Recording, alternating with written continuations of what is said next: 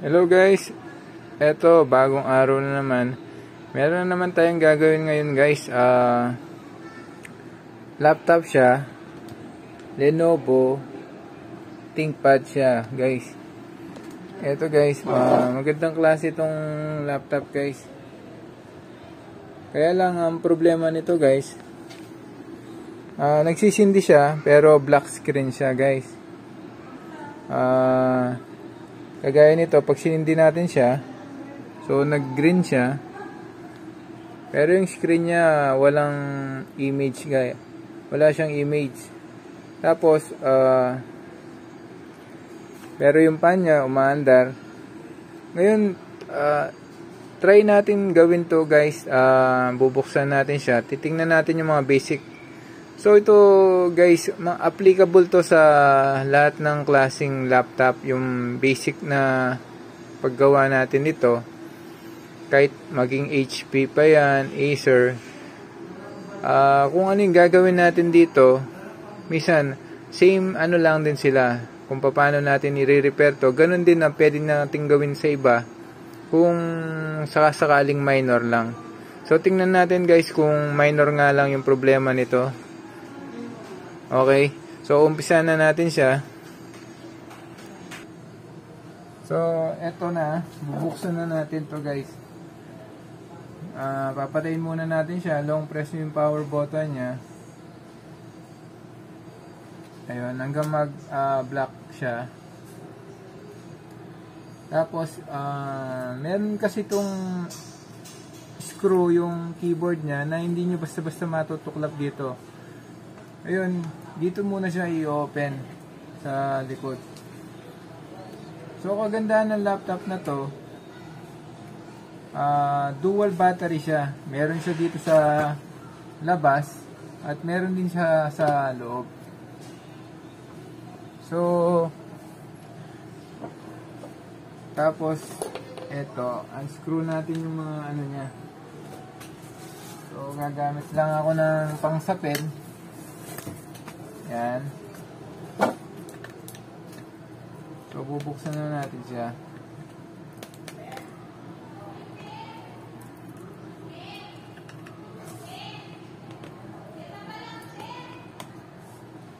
So ito guys, dahan-dahan natin siyang gagawin guys, para at least kung kayo may tools kayo sa bahay, kayo man lang magawa nyo yung mga gantong mga, kung basic lang yung sira nito, kung minor lang siya, kayo mismo magagawa nyo to, basta meron lang kayong pantanggal ng mga screw.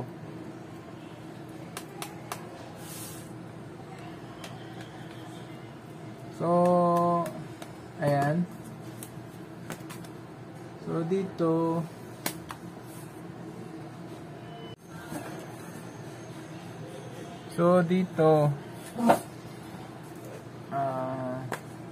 tingnan natin.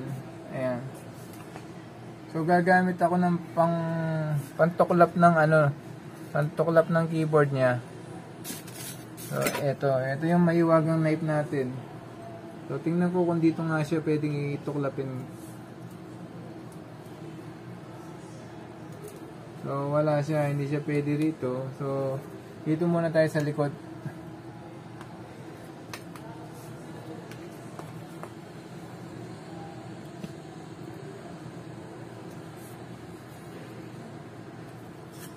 So eto siya.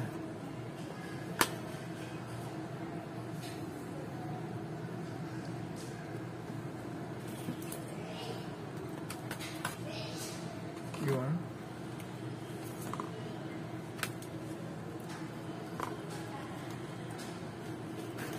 Ayun. Ayan. So tatabi muna natin to.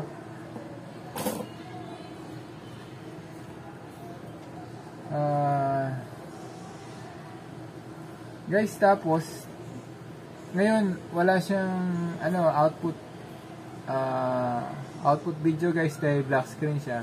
So yung basic muna guys, ito yung gagawin natin.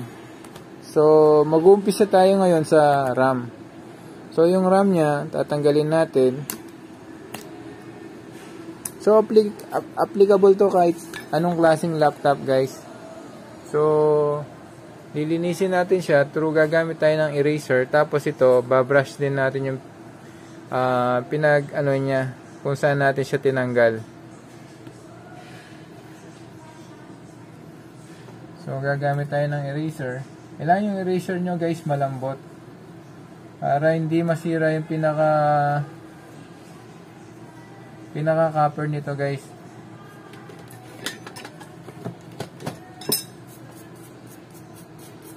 So, ayan. Tapos itong kabila din. Itong kung saan yung socket niya, kung saan natin lalagay yung mismong RAM niya. Guys, yung RAM niya, responsible to sa pagbibigay din ng output video niya. Gayun din, ito rin nagpapabilis pag may sinesearch ka sa online. Marami kang pinapasukan na website. So, hindi siya naglalag. Lalo na kung mataas yung RAM mo. Okay. Tapos gawin natin, guys, i-try natin ulit ngayon. Sasaksak nyo siya. So, kaya ako nasabing dual battery siya, guys. Ito, meron pa siya sa loob, internal battery niya, guys. Tapos meron pa siya sa labas. So, kung pangmatagalan to, guys, mas magandang ginagamit tong Lenovo model na to. So, ayan. So, gagawin natin, i-switch on natin siya. So, ayan. Nag-light siya. So, wait tayo kung mga 10 seconds lang, guys.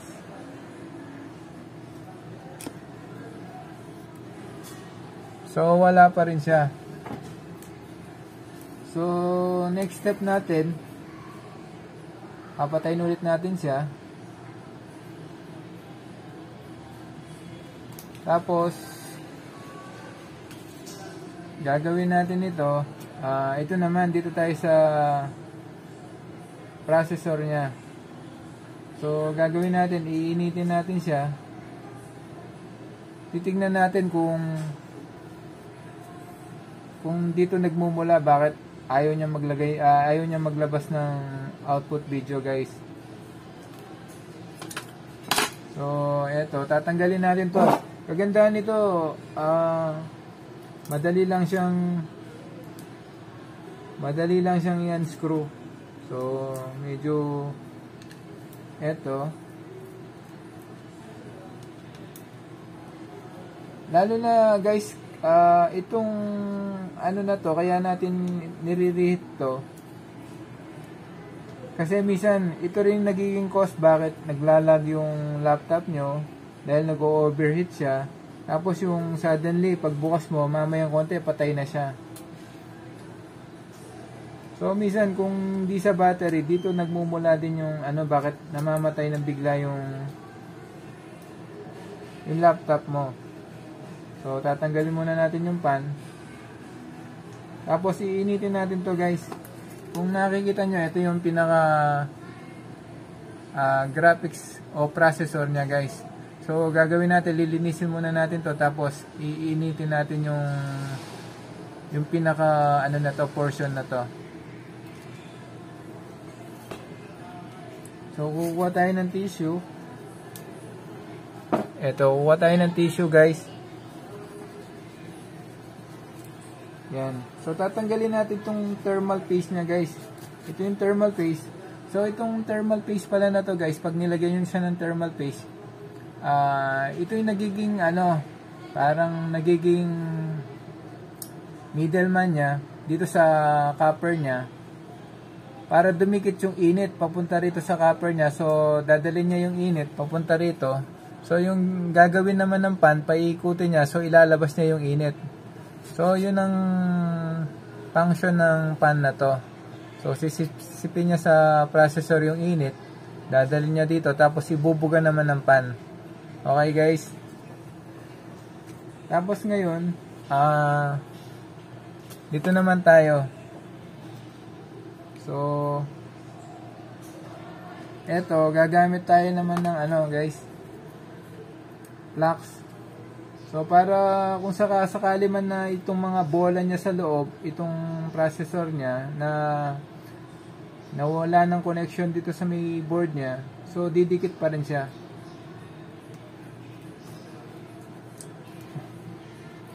So, tanggalin ko lang muna guys yung RAM niya para hindi ganong ma-damage, baka mapasobra ng init. Tapos yung mga katabi-tabi niyang mga ano guys, medyo ingatan nyo rin pag nag-iinit kayo ng mga ganito.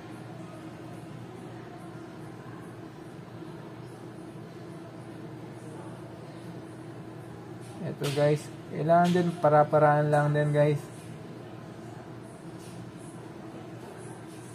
Ayan. So medyo itatabi yung konti yung mga ibang natatamaan. So ito guys, pwede ka rin palang gumamit ng ano. Ito yung tape na to na itong gantong tape. Kaya niyang ito guys, kaya niya na maski mainit na mainit yung ano mo. So hindi siya malulusaw.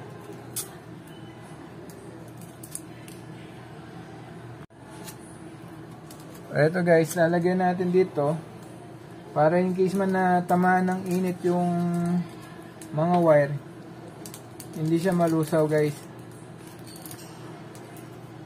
So ito, nagre-resist siya ng heat guys, itong tape na to.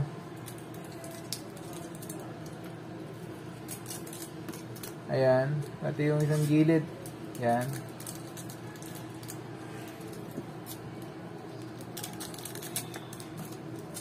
Ayan. Okay, ngayon mag-start na tayo mag-reheat ng processor niya guys. So sisindin natin siya.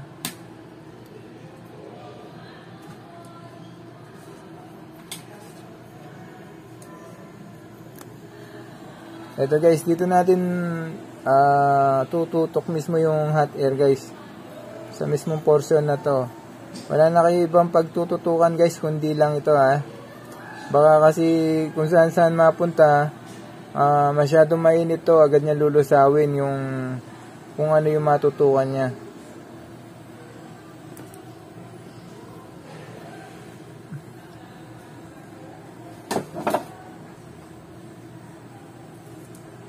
So ito guys, abang nire-rate natin to,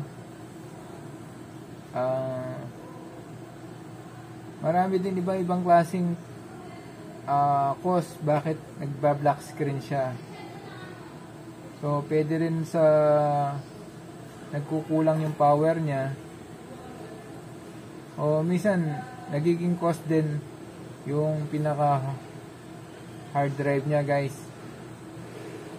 So habang iniinit natin to, siguro guys, approximately pag iniinit nyo to, titingnan nyo kung nagbabubbles na yung gilid niya. So may lumalabas na bubbles sa gilid ng processor na to.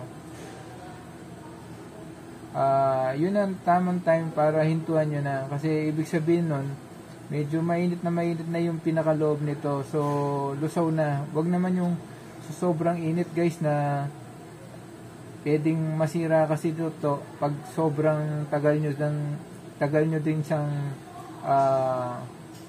binubuga ng mainit na hangin guys. Kaya medyo dahan-dahan lang natin, paikutin nyo lang ito. Ngayon guys, medyo matagal ng konti, ipo-forward ko na para at least hindi gaano kayong maghintay. Ito guys, patapos na rin tayo. Medyo nagtagal na rin siya. Nakita ko na nagpop up na yung bubbles na sa site. So i-cool down na natin siya guys. Guys, pasensya na kayo kung minsan palipit yung Tagalog ko, kasi Kapampangan ako guys. Taga Pampanga, Angeles. Kapampangan kuntune, eko ikarine. Ibig sabihin nun, Kapampangan ako, wag ko dapat ikahiya. Guys, simula ngayon, maski kung nanonood kayo, tuturuan ko kayong mga konting basic na Kapampangan.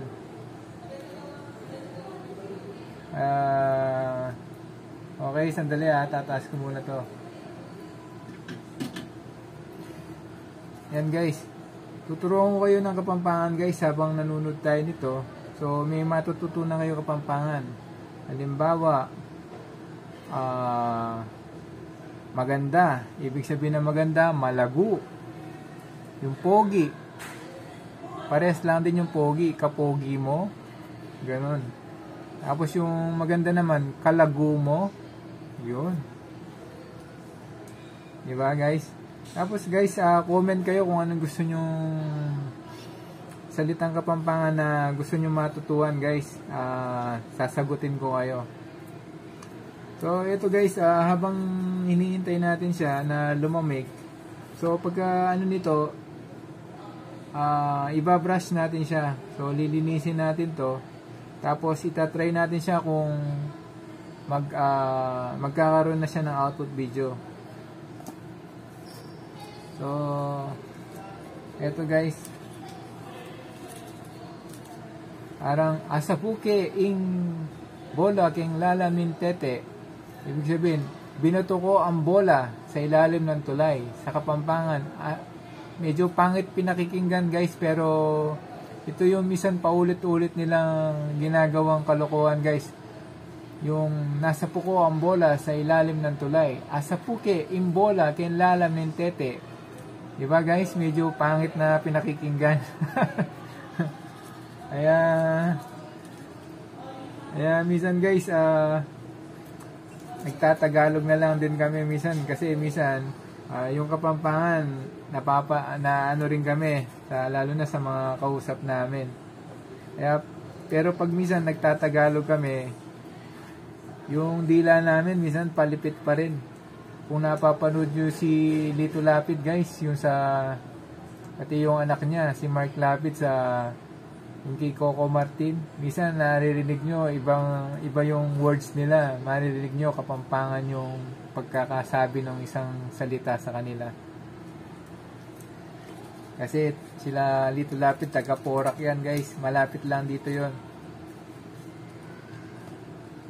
Ito guys, lilinisin na natin siya. So gagamit tayo ng panlinis nito.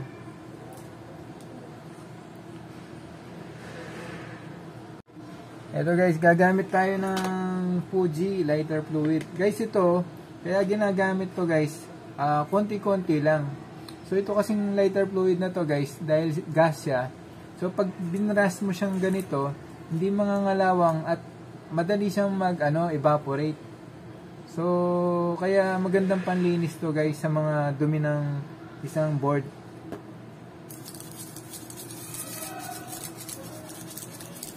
So, eto guys. Ayan. So, tatanggalin ko na muna to.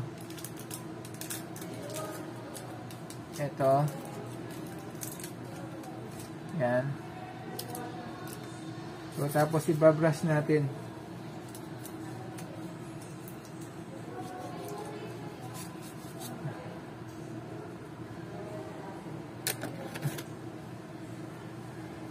So, kukuha tayo na medyo brush. Eto.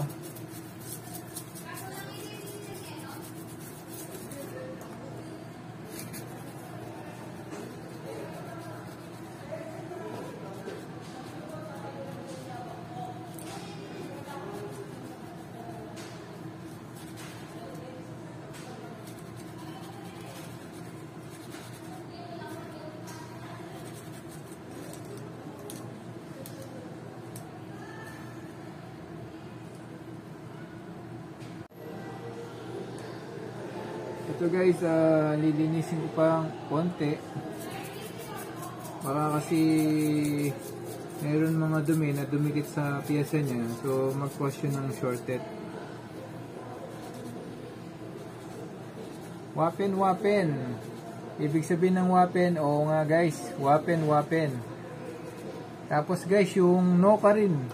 Ibig sabihin ng no ka rin, nasaan? Tapos guys, i-subscribe nyo ako. Paano ba Kuya TV guys. Ito, wag lang kayo manood guys. I-appreciate nyo naman yung ginagawa natin dito guys. Kaya, please guys, thank you I highly appreciated pag sinubscribe nyo ako. Tapos ni-like. Tapos sinare nyo. Tapos guys, sa Kapampangan, ano ba ibig sabihin ng Paano ba Kuya TV? Ibig sabihin nito, makananuya ba Kuya? Diba? Makananuya ba Kuya TV? Ano? Ibig sabihin, paano ba Kuya TV? Makananuya ba Kuya? Diba guys? Eto guys, ngayon, gagawin na natin, isasalpak na natin to. Sana guys, mag-work to. Kasi mapapahiya ako sa inyo pag hindi gumana to guys. Tuturo pa naman ako ng Kapampangan, tapos hindi ko pala mapapa-under to. Tapos guys, lalagyan natin siya ng thermal. So pinalitan natin yung thermal niya. So kasi para medyo malinis tignan. Eto guys, lalagyan ko na siya.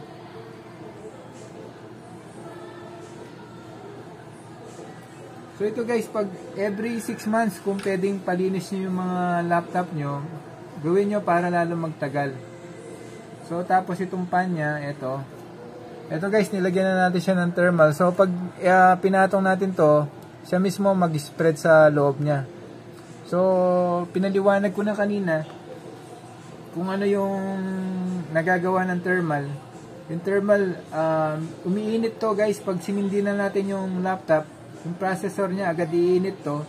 So yung thermal, yung ginagawa niya, tinatransfer niya yung heat dito sa heatsink guys. Tapos yung heatsink, dadalhin niya rito. Tapos ibubuga naman ng pan. So ngayon, i-close na natin siya guys. Eto. Sarado tane. Ibig sabihin ng close sa Kapampangan, sarado tane. Sara na natin siya. So, sarado tane. So, guys, lagi lang mag-tune dito, guys, tuturuan ko kayo ng marami Kapampangan. Kalago mo ibig sabihin, kaganda mo, kapogi mo,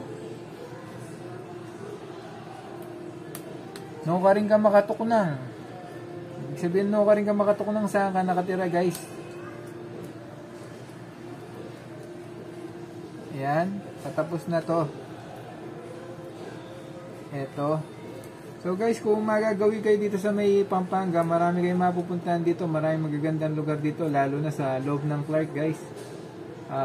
Maluwang doon, marami din dito mga Korean restaurant guys. Bago tayo mag-explore sa ibang bansa guys, mag-explore muna tayo dito sa bansa natin. Maraming magaganda rito, lalo na sa Bataan, marami din doon guys. Tapos dito sa Angeles guys, marami rito. Ito yung tahanan ng mga tisoy at tisay. Kagaya ko, kaya lang moreno ako guys. Hindi ako tisoy. Eto, so lalagay ko na yung pan nya.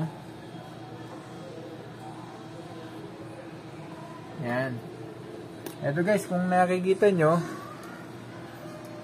eto na siya. So yan. So ito guys, papaliwanag ko. Eto yung internal battery nya.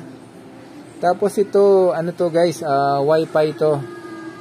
Itong Wi-Fi to, ito yung responsible pag nagko-connect ka sa Wi-Fi. Okay guys. Ito naman yung hard disk nya. So minsan, pwede natin palitan ng SSD to para bumilis siya. Kasi yung SSD, yung function niya, mga 12 to 15 seconds, bukas na agad yung laptop nyo. So, dito naman guys, meron siyang slot para sa M.2. Yung chip na malit na SSD guys. Para, ano to, kung ayaw mong gamitin to, meron ka pang slot dito. So, ito naman yung sa RAM niya guys. Diba? Minsan kasi yung iba, meron silang built-in RAM.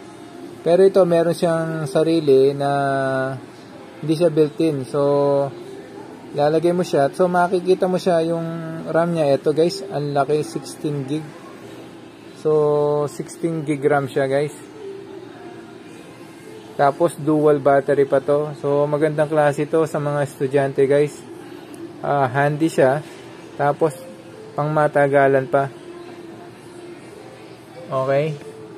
Ito guys, isasalpak ko na siya. Tapos sisindihan natin siya guys. Buklat tane. Ibig sabihin ng buklat tane, buksan na natin guys. So naiinip na yung sarili ko guys. Buksan tane. So ito guys, ayun. So hindi ko muna gagamitin itong isang battery niya. Ito muna yung gagamitin natin. Pwede naman siya. So ayan. So sana mag-on siya. Ayan. Sana mag-on siya. Wapen. Oo nga. Ibig sabihin ng wapen. Oo nga. So ito na guys. Ito na yung moment of truth. So yun, nag-on siya. Ayan. Ayun. Perfect. Diba guys? Hindi ako napahiya sa inyo. Ayan. Ayun, nagboot na siya. So, mabilis yung laptop na to Oh. Wala pa man 15 seconds, bukas na. Tapos tingnan natin yung mouse niya. Ayun, gumagana rin yung mouse niya. So, ayun, left click, right click. Ayun. Pwede siya. Okay. So, magandang klase to. Tapos yung titingnan natin yung pinaka nito. Eto guys, gawa na siya. So mamaya na lang natin siya busisiin guys. Ako na lang bubusisiin ito. Importante na pagsindi ko na to. Tapos guys, nakakuha pa kayo ng basic kung paano ginagawa to. Okay guys, maraming salamat. Sana nakatulong tong video na to. At huwag niyong kalimutan mag-subscribe guys Tuturuan ko kayo ng maraming kapampangan na salita pag dito kayo nanood. Sige guys, dakala salamat. Ibig sabihin ng maraming salamat. Dakala salamat guys. See you ulit. Thank you.